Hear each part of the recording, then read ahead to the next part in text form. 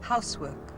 Feeding and cleaning, comforting and mothering, smiling and pleasing, suiting yourself to the needs of others, working to their time clocks. Housework. The work that produces workers, the basic ingredient of all industry and all profit. Housework. The work all women do. The only work that isn't considered work. The only work you don't retire from. The only work you don't get wages for.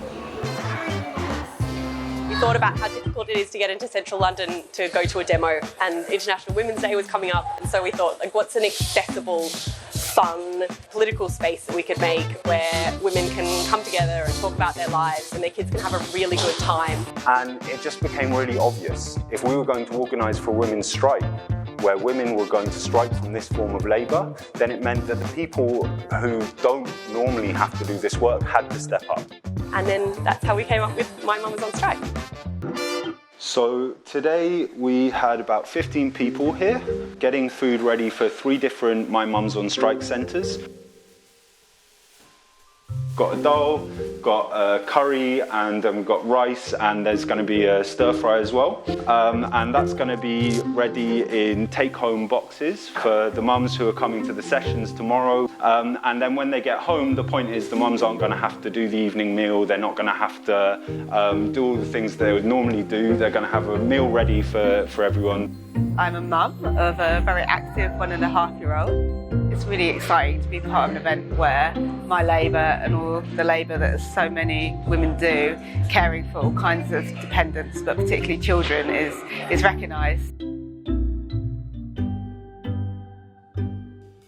It kind of demonstrates, the possibility of a society that is different, and it does that through action. Essentially, women are feeling completely overburdened and exhausted. 31% of families go into debt to pay for childcare. So, that's a lot of women who are staying in the home when they could go back to work because the cost of childcare is just so high. It's really prohibitive. Half of all councils in England and Wales don't have enough childcare places. So even if women do want to go back to work, there's nowhere to send them.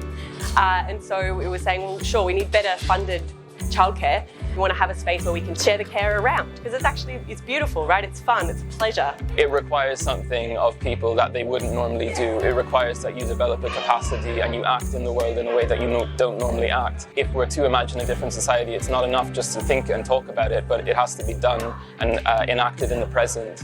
And so it's something that we know men want to be more involved in. And so making a space like this where we let them take the lead on care and we take the lead on talking about politics just felt like a really nice thing to do.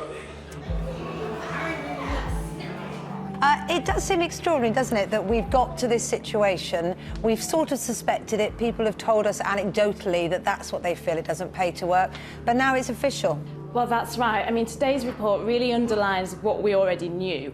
For children, parents have been telling us for a long time that actually childcare costs are acting as a real barrier for them to go into and stay into work, and that they need more help.